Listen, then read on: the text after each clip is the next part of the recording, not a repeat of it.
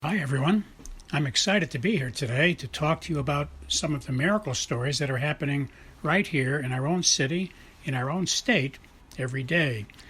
My name is Tony Kausha, and the title of our show is Tony's 50,000 Coincidence Miracles.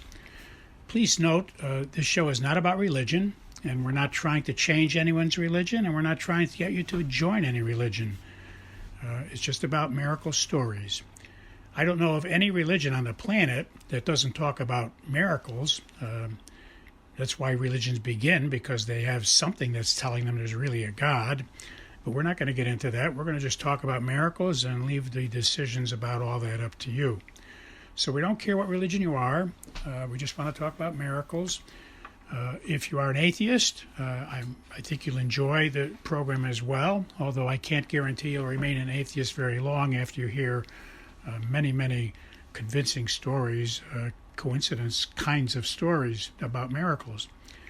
You can email me your own stories if you wish. We'll try to use all we can on the show. I can't guarantee we will, depending on volume and time, but you're welcome to send your stories on to us, and we will mention them when we can. You can send them to the following email address. But please notice that if we do use your story, we won't mention your name. We'll keep you anonymous. And we suggest that in your story, when you send it to us, don't use your correct name. That way anyone listening will not be able to figure out that it was you that sent the story in. The email address you can send your stories to is very easy to remember. It consists of 2 words and 3 numbers. The first word is Tony, spelled Tony, and the second word is and, spelled A-N-D, and the numbers are 777. So once again, the name is Tony and 777 at AOL.com. Well, let us begin. Hi, everyone. Today I'd like to stress for everybody, including myself, that we, as children, when we're growing up, we begin to notice coincidences in our life. And I remember playing with a lot of young friends of mine when I was a youngster, and we would joke and laugh about the amazing things. You know, we would feel like we were in the Twilight Zone every time we saw a coincidence. We would say, that's so amazing. How could this happen? So we were always amazed by coincidences.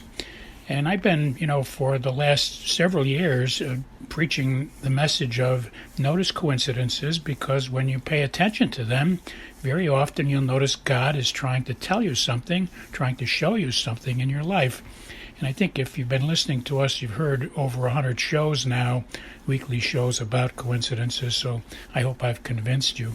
So I want to share some things today that'll drive that point home.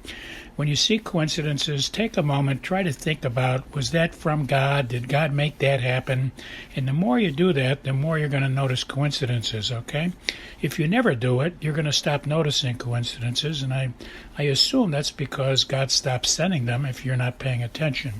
But I hope you'll look for them during your day, and every time you see a coincidence, take a minute and ask God in your mind, God, are you trying to tell me something? Our first coincidence miracle today, then, is about a family that was having a problem with their cell phone communications. It turned out they were sending texts to each other as a group. One person would send out a text maybe to 5 people in the family. And when the people would respond, the 5 people would respond, some of them did not see the other responses. And this was causing a problem because if they were calling everybody together for a picnic or some other event, or they were trying to tell everybody something that was important, they couldn't tell if people were responding or not because they were not all seeing responses.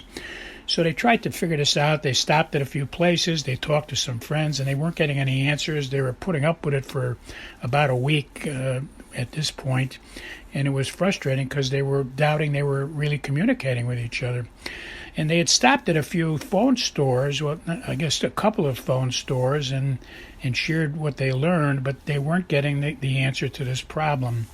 So one day, one of the members of the family was driving by another phone store and got inspired to pop in. So just at random, they had the phone. They bought the phone from that store, so they felt they could go inside and ask. So they went in, and they were blessed by an amazing coincidence, because the person on that shift that was working that shift told them later that they only came to that store as a fill-in on that particular day. They normally don't work at that store. But anyway, they knew all about this problem because their family had the same problem. So it turns out, and I think this will help a lot of you, it certainly helped me, it turns out that if you have an iPhone, an Apple iPhone, and you send out group messages to a group, and some of the people have an Android phone, they don't have an Apple iPhone, then you're going to have that kind of a problem. When the Android people respond to a group text, the person who sent the text out sees those answers, but the other people who were on the text, they don't see those answers. So I'll say that again. If you're sending out a group text and you're sending it out to some iPhone people plus some Android phone people, and you're an iPhone user, you're going to see the iPhone people responses, and you'll also see the Android responses because you sent it out. But the people on there who have iPhones, they will not see the Android responses. Okay, so hope that helps you. It certainly helped me because I never knew about that either. And it was a coincidence miracle because the clerk on duty that day was only filling in at that store, and they experienced the same problem in their family, and that's why they were able to help. Our next coincidence miracle is about someone who wrote to us and told us that they were awakened one morning before the alarm went off. It was on a Sunday morning, and they were awakened at about 7:45 in the morning on Sunday morning, and they normally turn their radio on when they get up. So they got up. They were a little bit earlier. I guess they wanted to get up at 8 in the morning, and they turned the radio on, and lo and behold, our broadcast, our show was on, and this was in Willimantic, Connecticut. The station is 95.3 FM or 1400 AM. So they were blessed, shared with us that they were blessed because they were trying to solve a problem for the prior 2 days, and they weren't able to solve a problem. And whatever show they tuned in, I don't know, they didn't tell me which show they tuned in to, but whatever show it was, they said it answered their question. So that's a tremendous coincidence miracle. As I started out telling you, when we were children, we would notice all the coincidence miracles, and thank God this person did so they could tell us about it. Our next coincidence miracle is about two women who live in Connecticut. They have a friend, a very dear friend who lives in Florida, and they relate to us that they both decided to pray for the woman in Florida at noon one day. It was her birthday, and so they said a prayer for her at noontime. And then they decided later that afternoon to have a conference call and see how the person in Florida's day was going and share with them that they prayed for them at noon. And they were excited to tell us about coincidence miracles because when they spoke to their friend later that afternoon, their friend said, I was so amazed because I was shopping at noontime. I came out of the store after shopping, and when I pulled out of my parking place, the car that was trying to pull in to take my place had a license plate number 777, and I know what the number stands for, the presence or power of God. And I was so amazed that was happening to me. I felt really blessed. And now that you're telling me that you were praying for me at noon, now I'm really ecstatic about it. So again, I share with you, you see, when you notice coincidence miracles, tell people about it and talk about it. In this case now, these three people know that God was acting at noon, put the thought in two people's mind to say a prayer, then later that afternoon puts the thought in their mind to have a conference call. And if they didn't do that, then they'd never know about this miracle. And on top of that, if the woman in Florida did not tell them about what she saw at noon that day, then none of them would know, and we wouldn't. We, on listening to this radio show, we wouldn't know either. So you see, sharing coincidence miracles keeps showing us how God is very active all day long in all the tiny things in our life. He really does get involved with every tiny thing because He's God, and He can do that. He's so powerful and amazing. He can send everybody coincidence miracles every minute of every day. 7 billion people on the planet, he can keep doing that all day because he's God. It's not hard for him to do. And those of us who notice them get blessed, and those of us who don't notice them, we're just missing out. Our next coincidence miracle is from a person telling us that they had a very busy Sunday planned. There are many things going on. They didn't tell us all the things, but they were assuring us that they really couldn't take on another thing. Their whole Sunday was booked. They work for a living. They were busy all week long. They're raising a family, and we all know what that's like. Well, they had no moment to spare, and that happens to all of us sometime. But Sunday came, and they were tempted not to go to church and not to take the family and get them all dressed and ready for church. It takes time, get everybody together. They were tempted to just give that up and, go take care of their business. They were so busy.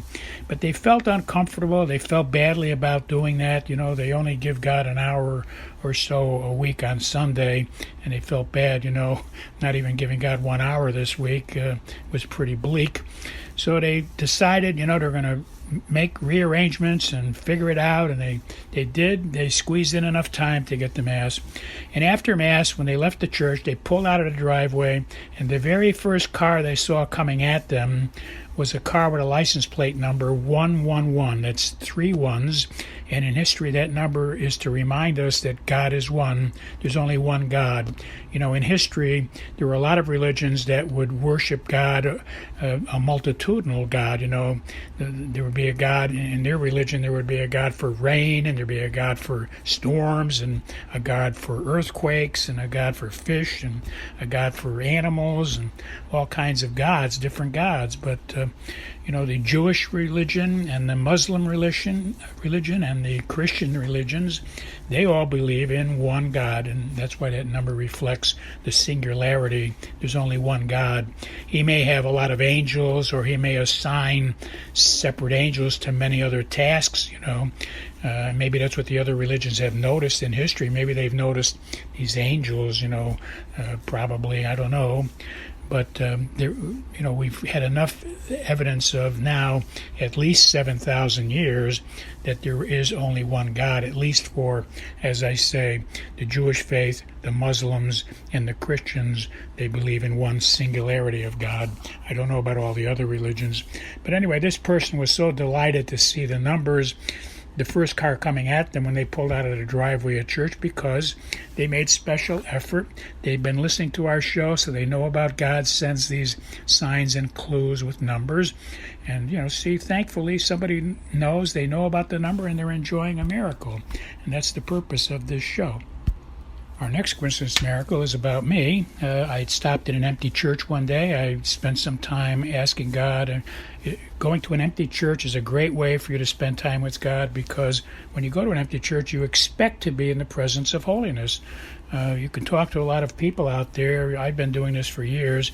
But go around and ask people if they feel, when they go into a church, do they feel a different atmosphere? Do they feel holiness when they go into a church? And you'll find many people will tell you that's true. And it stems back to Solomon when he built the temple for God. If you read about that, you'll see that the presence of God did fill the temple. Okay, so I was in a church and I spent time with God. I got a lot of wisdom listening to his answers, and I got inspired by him. It was time to leave. He nudges me and prompts me to leave when it's time. And I left. I pulled out of the driveway. I saw a car with 3 7s coming at me. I got to a traffic light about 2 miles down the road. Red light. I look at my odometer, and my odometer ended in 3 7s. I looked up, and a car was coming toward me at that moment through the red light. Its license plate number was 888. I recognized the driver. In fact, I know that his wife has a car with 3 4s, 444. And the driver had told me an amazing coincidence miracle 2 years ago, where he was trying to see his mom before she passed away. She was sick in a hospital, and 5 minutes before he got through the building, she did pass away. And after he got to her bedroom in the hospital, she came back to life. I wish you all at least one coincidence miracle every day. God bless you all. I'll talk to you next week.